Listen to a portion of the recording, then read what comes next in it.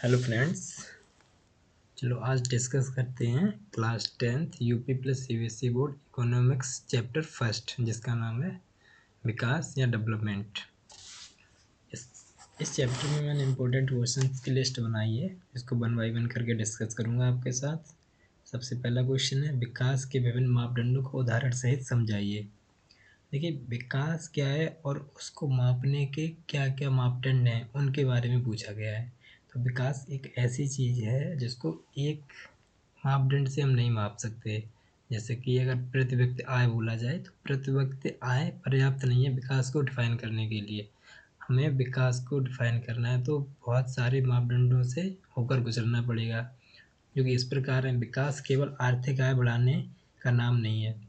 ज़्यादातर लोग समझते हैं कि डेवलप हो गई, विकसित हो गई तो आर्थिक आय बढ़ गई, रुपए पैसा आ गया। नहीं, ऐसा नहीं है, बल्कि इसके अलावा इसमें क्या क्या है, सामाजिक, शैक्षिक, स्वास्थ्य और जीवन स्तर के सभी पहलू शामिल होते हैं। सामाजिक, रहन सहन। शैक्षिक मतलब कितने शिक्षित हैं, कितने समझदार हैं। स्वास्थ्य और जीवन स्तर, क्या अपने स्वास्थ्य के प्रति जागरूक हैं, स्वास्थ्य अच्छा है। ये सारे पहलू एक विकास की डेफिनेशन में आते हैं। क्या क्या है मुख्य मापदंड। सबसे फर्स्ट है इसमें प्रति व्यक्ति आय। देश के लोगों की औसत आय से जीवन स्तर का अंदाजा लगाइए। ये सिर्फ एक मात्र उदाहरण है, ये कंप्लीट नहीं है। प्रति व्यक्ति आय एक उदाहरण है पर ये पर्याप्त नहीं है। सेकेंड है शिक्षा का स्तर। साक्षरता दर, स्कूलों की उपलब्धता, शिक्षा स्तर उस क्षेत्र में कैसा है। किसी देश की बात की जाए तो देश में कैसा है। स्वास्थ्य स्तर, जीवन प्रत्याशा, पोषण, चिकित्सा सुविधा, ये सारी फैसिलिटीज़ अवेलेबल हैं कि नहीं है ईजिली। लिंग समानता, लड़की लड़कियों की समान स्थिति है कि नहीं। ऐसा नहीं हो कि लड़कियां बहुत पीछे हो, लड़के आगे हो। सतत विकास। सतत विकास का मतलब होता है कि ऐसा विकास जो भविष्य की पीढ़ी को नज़र में रखे किया जाए। संसाधनों का इतना अधिक दोहन न किया जाए कि आने वाली पीढ़ी संकट में पड़ जाए। मान लो आप डेवलपमेंट कर रहे हो, डेवलपमेंट के नाम पर इतना ज़्यादा जो है खनिजों का दोहन कर रहे हो कि अपने विकास के चक्कर में आप एक या दो पीढ़ियों में उनको ख़त्म कर दे रहे हो, तो भविष्य की पीढ़ियाँ क्या करेंगी। तो ऐसा विकास किसी काम का नहीं है। ठीक है, ये विकास नहीं है, ये विनाश है। सतत विकास के अंतर्गत पर्यावरण सुरक्षा और संसाधन संरक्षण है। निष्कर्ष क्या हुआ, विकास बहुआयामी मल्टी डायमेंशनल प्रक्रिया है। ठीक है, तो इसको बहुत इजीली हम लोग लिख सकते हैं। कुछ की टर्म्स हैं जैसे कि प्रति व्यक्ति आय, शिक्षा का स्तर, स्वास्थ्य स्तर, लिंग समानता, सतत विकास। हाँ, ये कर की टर्म्स याद कर लेंगे तो इस चैप्टर के जितने भी प्रश्न हैं 99% इन्हीं पॉइंट से सॉल्व हो जाएंगे। नेक्स्ट क्वेश्चन देखते हैं क्या है। क्यों दो देशों के विकास स्तर की तुलना उनकी औसत आय पर की जाती है। देखते हैं इसका आंसर। औसत आय पर कैपिटा इनकम से पता चलता है कि एक व्यक्ति के हिस्से में कितनी आय आती है। ठीक है, देश कितना गरीब या अमीर है। देशों के बीच तुलना आसान होती है क्योंकि जनसंख्या अलग अलग होती है, इसलिए विश्व बैंक औसत आय के आधार पर देशों को वर्गीकृत करता है। ये इतना इंपॉर्टेंट क्वेश्चन नहीं है और इतना लॉजिकल भी नहीं है। प्रति व्यक्ति आय विकास का पर्याप्त सूचकांक क्यों नहीं है, ये लॉजिकल है, इम्पोर्टेंट भी है। प्रति व्यक्ति आय विकास का पर्याप्त सूचकांक क्यों नहीं है, इसका आंसर आप उन्हीं पॉइंट से दे सकते हो जो पॉइंट अभी सबसे पहले वाले क्वेश्चन में डिस्कस किए थे। आप लोगों को भी पता होना चाहिए कि प्रति व्यक्ति आय वो विकास का पर्याप्त सूचकांक नहीं है, क्योंकि ये सिर्फ ये बता सकता है कि किसी भी व्यक्ति या एरिया विशेष के लोगों के पास कितना पैसा है, वो कितने खुश हैं, कितने सुकून में हैं, शिक्षा की व्यवस्था, इसके अलावा पर्यावरण की व्यवस्था, कैसा पर्यावरण है, प्रदूषित है या फिर सुकून वाला है, विदाउट प्रदूषण वाला है। ये सारी चीज़ें मुझे देखनी पड़ेंगी। वहाँ सुरक्षा है कि नहीं है, समानता है कि नहीं है, ये सारी चीज़। कुछ आय कुछ अमीरों के पास भी केंद्रित हो सकती है, आय तो कुछ लोगों के पास हो सकती है, लेकिन जब हम लोग एक डाटा एवरेज निकालेंगे, प्रति व्यक्ति आय अच्छी आ जाएगी किसी देश की, तो क्या हम उसे बहुत विकसित मान लेंगे, नहीं। शिक्षा, स्वास्थ्य, सुरक्षा और समानता भी ज़रूरी है। ये सारे पॉइंट एक अच्छा बेहतर जीवन जीने के लिए, शिक्षा, स्वास्थ्य, सुरक्षा। अगर आपके पास पैसा बहुत है, स्वास्थ्य नहीं है, तो कहाँ से विकास हो गया वो। पैसा है लेकिन सुरक्षा नहीं है, पूरे दिन रात डरे हुए हो पैसों को लेके, तो फिर कहाँ से विकसित हो गए, कहाँ है ये विकास। पैसा है पर समानता नहीं है, किसी काम की नहीं हो, नहीं किसी काम का नहीं होगा फिर ऐसा विकास। आय अधिक है लेकिन पर्यावरण नष्ट हो रहा है, तो फिर वनस्पति विकास नहीं है। तो भाई ये आय अधिक है, पर्यावरण नष्ट हो रहा है, अब बिल्कुल गंदी हवा में सांस ले रहे हो तो आप कहोगे कि विकसित हैं हम? नहीं। भारत में औसत आय कम होने के बावजूद भी कुछ राज्यों का विकास अच्छा क्यों माना जाता है? ये भी उन्हीं पॉइंट से, फर्स्ट क्वेश्चन में जो पॉइंट 4-5 डिस्कस किए थे उन्हीं से ये सॉल्व हो जाएगा। औसत आय कम है भारत के कुछ राज्यों में, फिर भी उनमें विकसित माना गया। क्यों?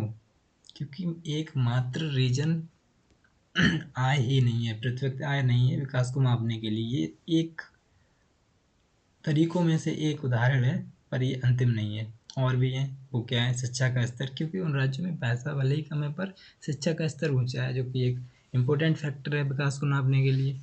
स्वास्थ्य सुविधाएं बेहतर हैं, जीवन प्रत्याशा अधिक है, सामाजिक सुरक्षा है, कानून व्यवस्था बेहतर है। ये सारे फैक्टर्स हैं जिसकी वजह से औसत आय कम होने के बावजूद भी कुछ राज्यों का विकास अच्छा माना जाता है। सतत विकास से क्या अभिप्राय है? बहुत यूनिवर्सल क्वेश्चन है, 10th लेवल पर लगभग एसएसटी की हर किताब में ये क्वेश्चन मिल जाता है देखने को। सतत विकास क्या है? देखो, विकास जरूरी है, लेकिन किस कंडीशन में जरूरी है?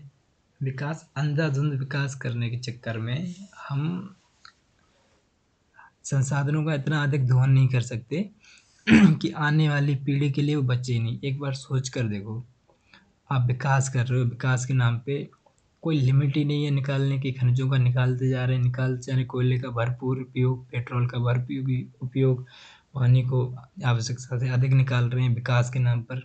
कल को जब ये रहेगा नहीं तो इस विकास का क्या करोगे? फिर ये कैसा विकास हुआ जो आने वाली पीढ़ी के पास बचे नहीं? इसलिए सतत विकास का अर्थ ये है कि वर्तमान की ज़रूरतों को पूरा करते हुए भविष्य की पीढ़ियों की ज़रूरतों को नुकसान न पहुँचाना। जैसे पेड़ काटना कम लगाना, अधिक प्रदूषण कम करना, जल संरक्षण, नवीकरण ऊर्जा का उपयोग। विकास एक बहुआयामी अवधारणा है। क्यों? बहुत इजी क्वेश्चन है और 10th लेवल के बच्चे इसे बेसिक अंडरस्टैंडिंग से कर सकते हैं। विकास एक बहुआयामी अवधारणा है। तो वो विकास का एक डायमेंशन नहीं, एक आयाम नहीं जिससे विकास को एक्सप्लेन किया जाए या डिफाइन किया जा सके। विकास को एक्सप्लेन करने के लिए मल्टी डायमेंशन की आवश्यकता पड़ती है। बहुत सारे पॉइंट्स को देखना पड़ता है, तब कहीं विकास को डिफाइन कर सकते हैं। जैसे कि आय, जिस एरिया, जिस क्षेत्र या देश का ही विकास को मापने की कोशिश करेंगे वहाँ में आय पता होनी चाहिए। इससे हम अंदाज़ा लगाएंगे कि विकसित है कि नहीं है। स्वास्थ्य स्तर देखेंगे वहाँ का, शिक्षा देखेंगे, समानता देखेंगे, स्वतंत्रता, पर्यावरण, ये पॉइंट सभी पॉइंट शामिल हैं। जब इनको कंप्लीट एक साथ मिलाकर स्टडी करेंगे, ठीक है, डाटा निकालेंगे इनका, तब बता सकते हैं कि कोई एरिया, कोई देश, कोई क्षेत्र विकसित है या नहीं। तो मैं पहले भी बता चुका हूँ, ये की पॉइंट्स हैं चैप्टर के। अगर इन पॉइंट्स को आपने याद रख लिया तो किसी भी आंसर, क्वेश्चन के आंसर में आप जान डाल सकते हैं। ये सारे पॉइंट्स ये बहुत ज़रूरी हैं।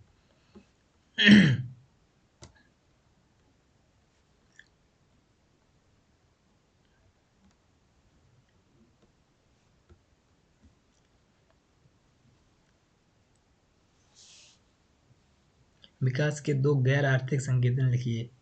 विकास की गैर मतलब कि विकास के कोई दो ऐसे पॉइंट्स जिसमें गैर आर्थिक मतलब रुपये पैसा ना हो, इसके अलावा वो इंडिकेट करते हो कि हाँ ये हों तो एक विकास को दर्शाते हैं। विकास के फैक्टर हैं ये। क्या क्या है वो? शिक्षा स्तर, साक्षरता अच्छी होनी चाहिए, स्वास्थ्य स्तर, ये दोनों हैं कह सकते हैं। इसमें रुपये पैसे का कंपेयर नहीं हो रहा है। मानव विकास सूचकांक के 3 घटक बहुत आसान है। जीवन प्रत्याशा, स्वास्थ्य का स्तर कैसा है, मतलब इसे बोलते हैं जीवन प्रत्याशा। शिक्षा का स्तर, साक्षरता व स्कूली वर्षों की संख्या, प्रतिशत आय, आर्थिक स्थिति लोगों की कैसी है। ये HDI, ह्यूमन डेवलपमेंट इंडेक्स के कंपोनेंट्स हैं 3। सतत विकास को प्राप्त करने के लिए क्या उपाय आवश्यक है? सतत विकास को प्राप्त करने के लिए कौन कौन से उपाय आवश्यक हैं? देखो, मैं अभी पहले भी सतत विकास को एक्सप्लेन कर चुका हूँ। सतत विकास वह विकास होता है जो भविष्य की पीढ़ियों को ध्यान में रखकर किया जाए। संसाधनों का अंधाधुंध दोहन न किया जाए, यानी प्रदूषण को कम करना। प्रदूषण को कम करें तो आने वाली पीढ़ी के लिए कठिनाई नहीं होगी। जल, जंगल, जमीन का संरक्षण, है ना, ये सब करेंगे तब भी आने वाली पीढ़ी सुकून से रह पाएगी। नवीकरणीय ऊर्जा का उपयोग। नवीकरणीय ऊर्जा और अनवीकरणीय ऊर्जा क्या होती है?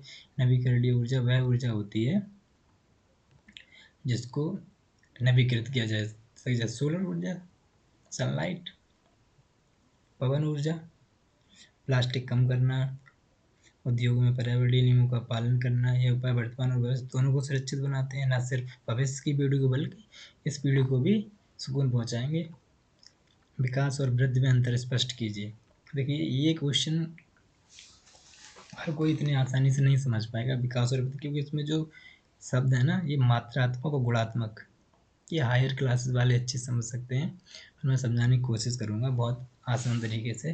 तो वृद्धि जो होती है वो केवल मात्रात्मक होती है। जैसे कोई भी आपसे पूछे कि आपकी पिछले टेस्ट में और इस टेस्ट में कितनी ग्रोथ हुई है, तो आप सीधा बताओगे इतने परसेंट की हुई है। बेसिकली क्या होता है, वृद्धि में मैक्सिमम से मैक्सिमम नंबर्स आते हैं, संख्याएं आती हैं इसमें। बट विकास में संख्याएं आ सकती हैं, पर गुणात्मक भी गुण होते हैं इसमें। गुणात्मक क्या होता है, जैसे शिक्षा का स्तर, स्वास्थ्य का स्तर, समानता में सुधार, ये सारे फैक्टर गुणात्मक में आएंगे। प्लस मात्रात्मक भी हो सकता है विकास, ठीक है। लेकिन वृद्धि क्या है, ओनली सिर्फ और सिर्फ मात्रात्मक होती है। मानव विकास को आर्थिक विकास से अधिक महत्वपूर्ण क्यों माना जाता है? मानव विकास को आर्थिक विकास से अधिक महत्वपूर्ण माना जाता है क्योंकि देखिए, जो मानव विकास है ना और आर्थिक विकास है, आर्थिक विकास रुपए पैसे वाला है। एक टाइम को अगर मान लो आपके पास सुरक्षा, स्वास्थ्य, शिक्षा, ये सारे फैक्टर हैं, है ना, अधिक मजबूत हैं। बल्कि दूसरी तरफ आर्थिक विकास, रुपये पैसा थोड़ा कम भी है, चल जाएगा।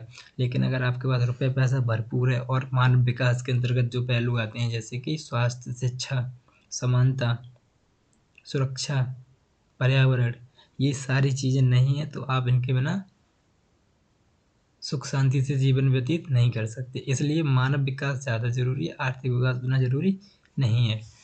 देखिए इसमें क्या लिखा, केवल आय से जीवन नहीं सुधरता। सही बात है, केवल आय होने से क्या आपका जीवन सुधर जाएगा? स्वास्थ्य और शिक्षा समाज ही स्थायी विकास करता है। स्वस्थ और शिक्षित समाज ही स्थायी विकास करता है। सही बात है। आर्थिक विकास असमानता बढ़ा सकता है। मानव विकास से देश में शांति, समानता और अवसर बढ़ते हैं। इसलिए मानव विकास को अधिक महत्वपूर्ण माना जाता है। बहुत ही सरल शब्दों में मैंने पीडीएफ बनाई है और उससे भी ज़्यादा सरल शब्दों में एक्सप्लेन किया। अगर आपने थोड़े बहुत भी ध्यान से एक बार इस पीडीएफ को और इस वीडियो को पढ़ लिया और देख लिया, तो मैं गारंटी देता हूँ कि एक बार में आपको याद हो जाएगा और कभी इसको याद करने की ज़रूरत नहीं पड़ेगी। एसएसटी सब्जेक्ट को याद किया भी नहीं जाता है, उसके की टर्म समझे जाते हैं, आंसर राइटिंग का तरीका देखा जाता है, कैसे एक अच्छा आंसर लिखा जाता है, और बस समझना होता है। ठीक है, वीडियो को देखने के लिए बहुत बहुत धन्यवाद। पसंद आई हो तो कमेंट कर सकते हो, और क्या नीड है, कौन से चैप्टर पे वीडियो बनाई जाए, इसके बारे में मुझे बता सकते हो।